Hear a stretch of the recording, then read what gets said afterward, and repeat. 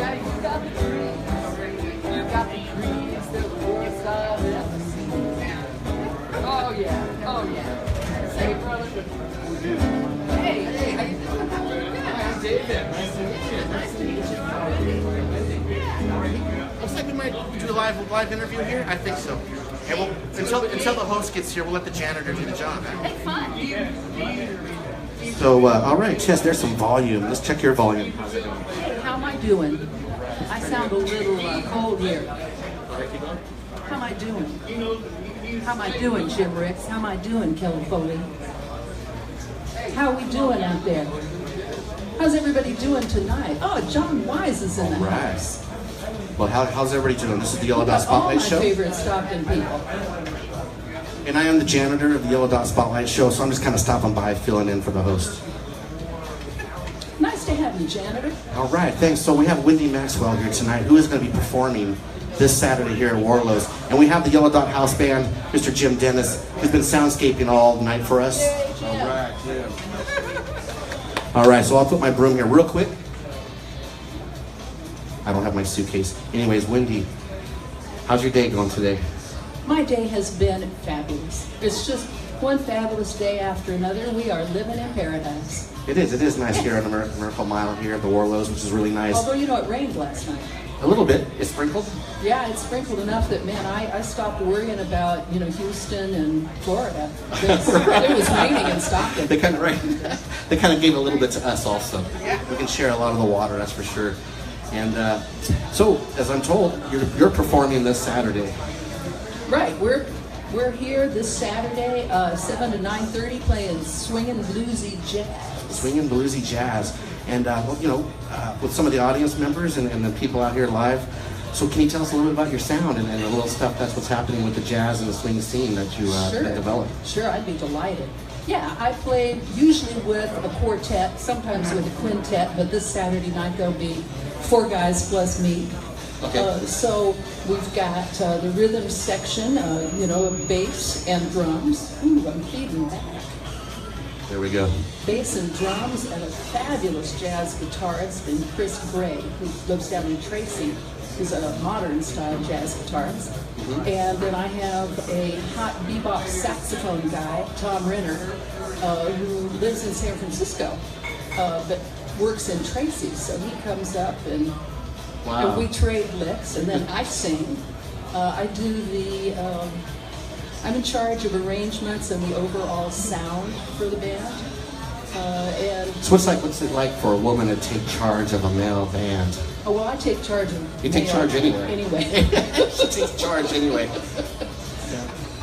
We have like some background music happening.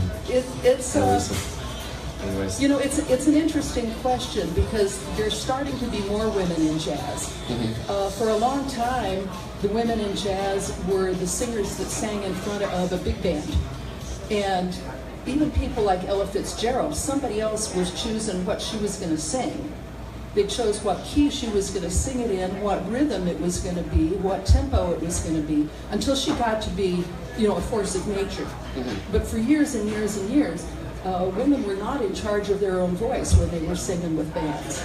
And then along came Betty Carter, who very few people know, was known as Betty Bebop. Betty Bebop. That's new for me. I have to check her out. And you know, she grew up listening to all the bebop folks, and she toured for a while with Lionel Hampton. And then after that, she decided that they were cramping her style too much. So she went out and started hiring her own musicians and booking her own gigs, and was the first female jazz artist to develop her own record label. And she just took off and did whatever she wanted. I had a great story about her. The jazz musician Louis Nash, who's a hot drummer in New York, was here in Stockton one time, and I was talking to him, and he told me a story about his very first touring gig, which was with Betty Carter. And he had a hot evening. He played got this great drum solo, and after the gig, she came up and she said, "Mr. Nash, yes, that was a very nice drum solo." And he said, "Thank you, Miss Carter." And she said, "It was the same drum solo you played last night. Don't do that again if you want to work for me."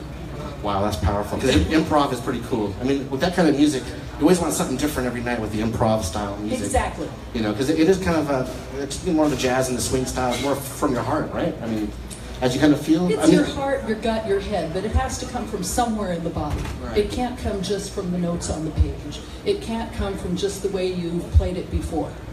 It has to be fresh every time. Right, and that's different than the standard jazz. I mean, you know, some of those jazz notes are specifically made to play that way, but with this kind of jazz, it's kind of, I like improv music, you know, that's really nice and stuff like that. So this Saturday it's going to be like more improv, jazzy and stuff? Yeah, what we do is we work from a melody and a bunch of chord changes.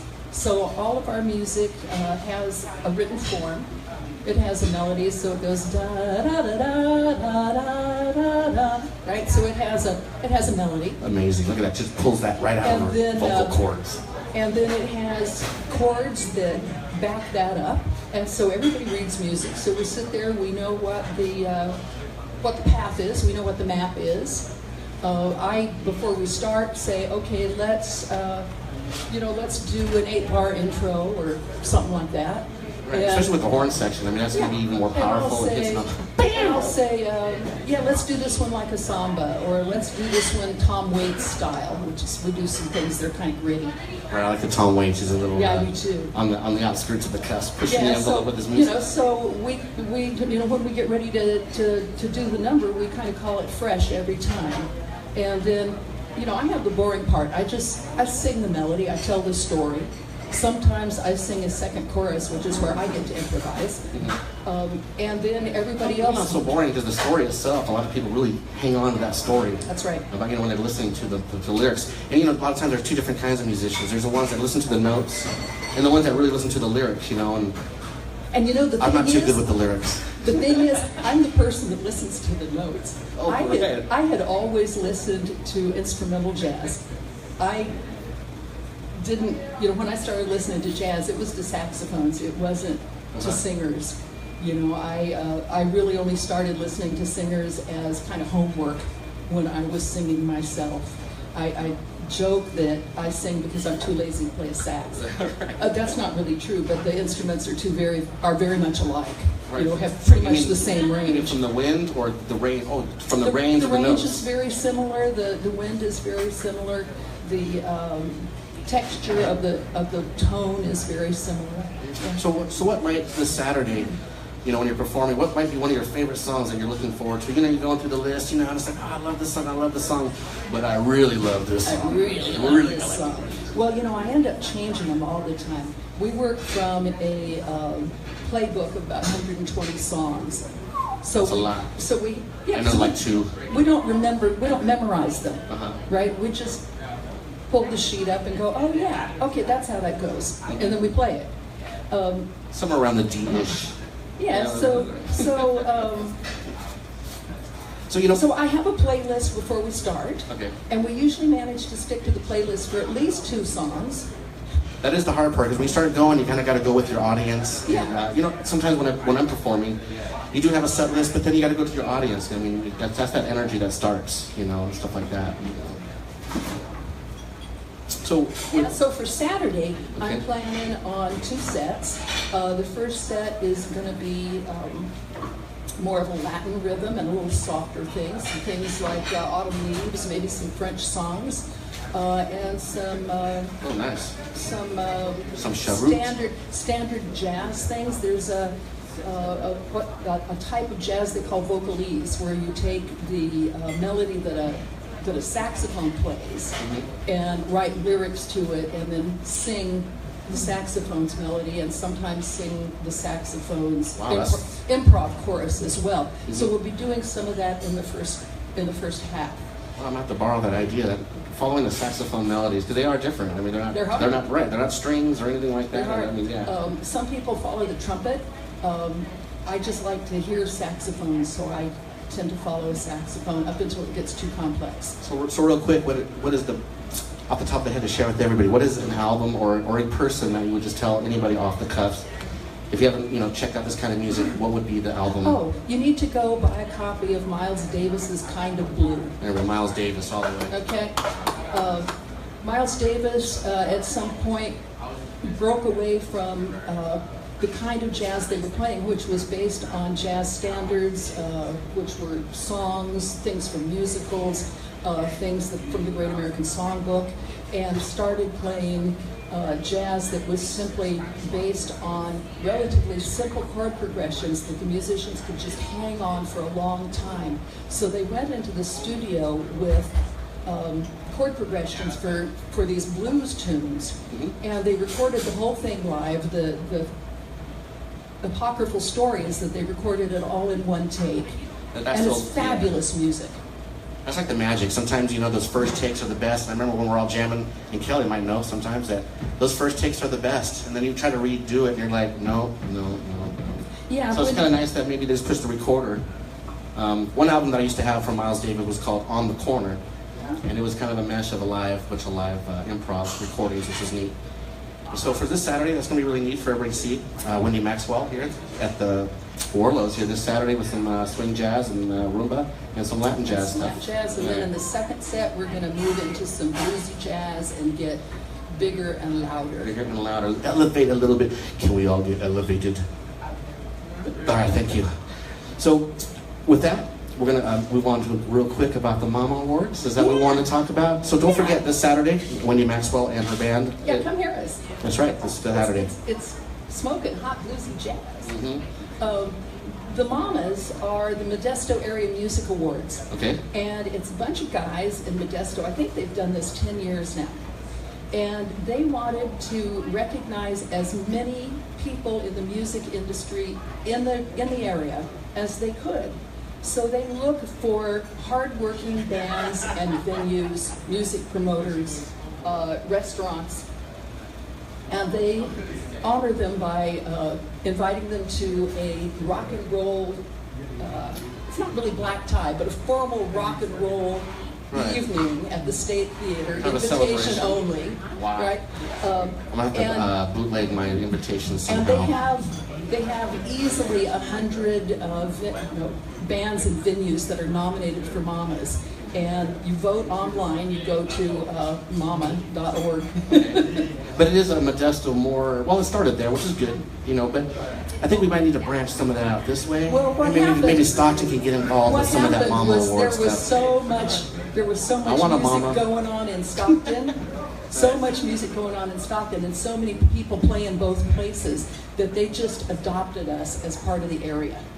So this is either the 4th or 5th year that I've been nominated, and it's a wonderful thing. And I love that they're. It's kind of a neat appreciation. I mean, even to be nominated. They're not saying who's the best musician. Right. They're saying they go out and they say who works their butts off, who's playing all the time, who advertises music all the time, who talks up music all the time. That's what they're honoring. Oh, nice. And I suppose there's multi-categories and genres for this? Or yeah. So they have a lot of things happening with the Mama Awards. And do you know when that's coming up? I'm looking at my notes, and it's a piece of tape, so I can't read my tape. No, I don't have it in my memory either, but we'll talk about it. All right. On the 12th. So the Mama Awards will be on the 12th. So keep a look on that, on Facebook and stuff. I got a few friends that are in there. Christine and Tyler Bates from the Me and You group. They're a duo, and man, if you ever check them out, Me and You on Facebook. Beautiful voices. I've heard of them. Yeah, they're really wonderful. So the Mama Awards. So awesome, Wendy. Is there music that we can find you, or is there any media that we can people can locate you? A couple places. You can obviously find me on Facebook. There we go, Wendy Maxwell, Wendy Facebook. Maxwell. And I spell it with Wendy. Okay, but yeah, you can find me on Facebook, easy enough. Right. Rewind that when everybody watches this live and then re-record it. Rewind that because it's a double. What was it? A double. Your name? Wendy. Nobody, you said it was a double something. It's with an I instead of a Y. Okay, Wendi Maxwell. And also I have a website, which is wendymaxwell.com. And if you go to the website, you get music. All right, so there we go. So we can kind of prep some of that up for Wendy Maxwell happening here this Saturday at the Warlow's from about 7 o'clock until... from 7 to 9. From 7 to 9:30. 7 to 9:30. We're going to take it a little bit past 9 o'clock and keep the happenings and come going. on out.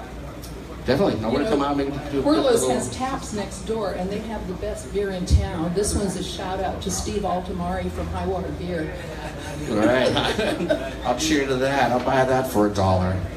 Yeah. So anyways, well, thanks, Wendy, for coming by. I really Thank appreciate you so much, David. And we'll be looking forward to this Saturday and seeing what's happening. Cool. So, all right, well, we're ready back. I gotta go back to sweeping because the host isn't here yet. I'm just the janitor. So we'll be right back. Stay tuned.